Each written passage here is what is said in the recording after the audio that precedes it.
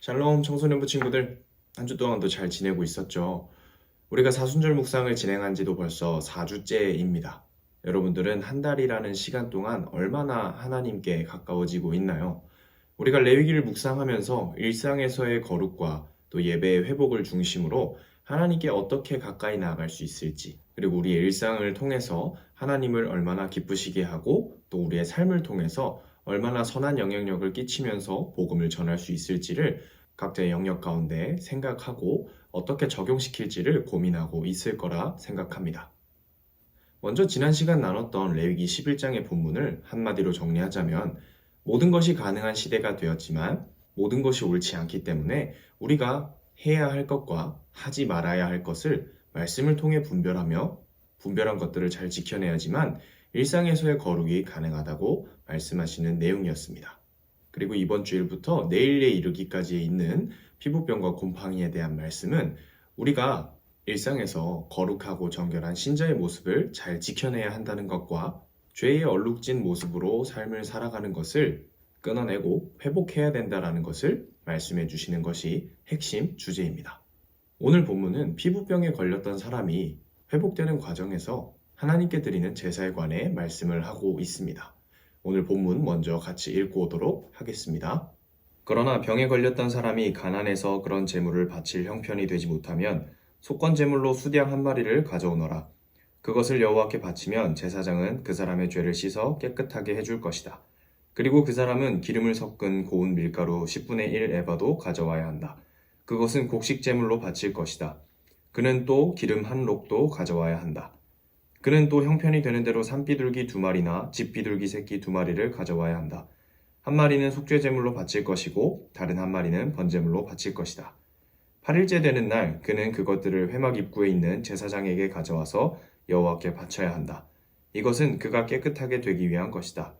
제사장은 속건 제물과 기름 한 록을 가져다가 여호와께 제물로 드려라.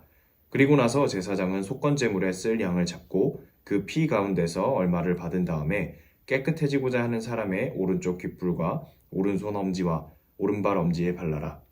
제사장은 또 그 기름 가운데 얼마를 자기 왼손바닥에 붓고 오른쪽 손가락으로 왼손바닥에 있는 기름을 찍어 여호와 앞에서 그 기름을 7번 뿌려라. 그리고는 손바닥에 남아있는 기름으로 깨끗해지고자 하는 사람의 오른쪽 귓불과 오른손 엄지와 오른발 엄지에 발라라.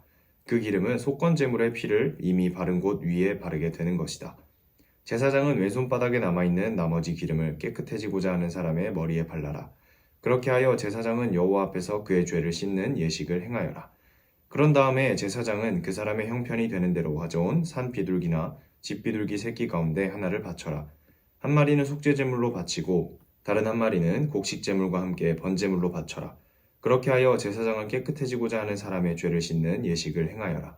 그러면 그 사람은 깨끗해질 것이다. 이것은 위험한 피부병에 걸린 사람 가운데서 형편이 넉넉하지 못하여 제물을 제대로 바칠 수 없는 사람을 깨끗하게 하는 일에 관한 가르침이다. 아멘.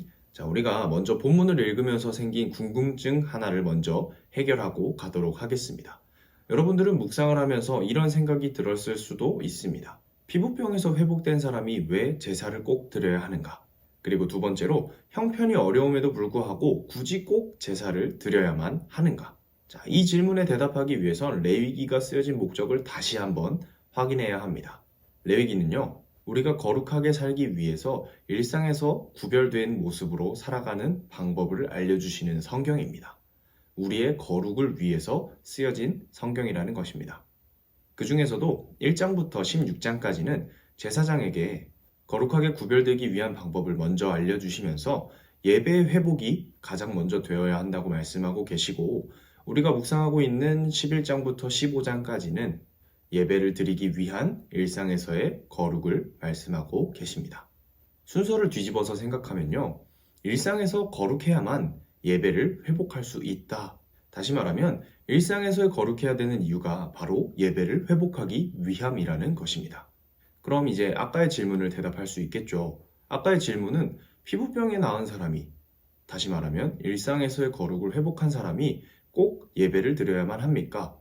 예배를 회복하는 것이 목적이기 때문에 일상에서의 거룩이 회복되었다면 우리의 목적대로 그 다음 순서인 예배의 회복을 이루는 것이 당연하겠죠.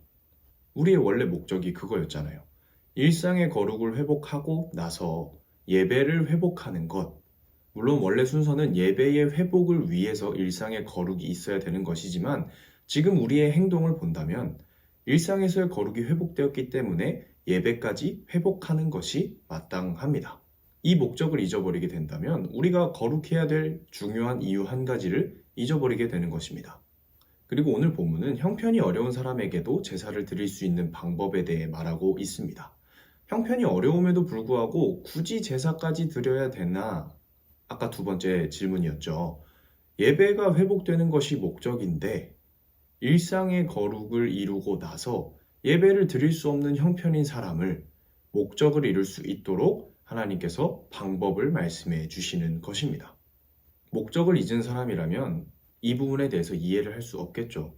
예배를 회복하는 것이 목적이기 때문에 우리가 예배를 드릴 수 있도록 하나님이 방법을 알려주신 것입니다. 만약에 우리의 일상이 거룩하게 회복되었는데 예배를 회복하지 않는다면 이 일상에서의 거룩은 무엇을 위한 거룩입니까? 우리 함께 이 질문에 답해 보면서 우리의 목적을 다시 한번 기억해 봅시다. 우리는 무엇을 위해 살아가고 있나요? 우리는 왜 하나님을 믿고 왜 교회를 다니고 왜 예배를 드립니까? 여러분들의 목적이 무엇이길래 이렇게 힘들게 말씀을 지키며 살아가고 계신가요? 오늘 본문에 빗대어 얘기하면 형편이 어려우면 어려운 대로 예배를 회복하는 것이 그리고 형편이 어려움에도 불구하고 그 중심을 하나님께 드리는 것이 온전한 말씀의 회복이고 하나님이 가장 기뻐하실 모습입니다. 목적이 분명하다면 목적을 이루기 위해 수단과 방법을 가리지 않게 될 것입니다.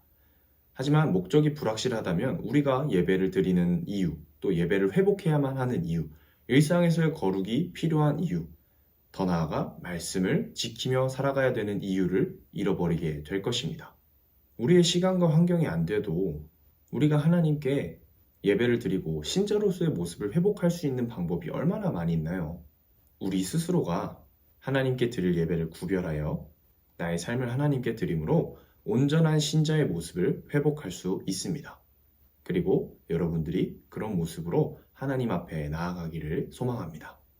오늘도 묵상하면서 여러분들이 예배를 회복해야 하는 이유, 일상에서의 거룩이 있어야 되는 이유를 잘 정리했으리라 생각합니다. 오늘도 말씀 가운데 하나님을 더욱 닮아가기 위해 노력하는 친구들 되기 위해서 더욱더 묵상에 힘쓰고 하나님을 향해 나아가는 친구들이 되기를 주님의 이름으로 소망합니다.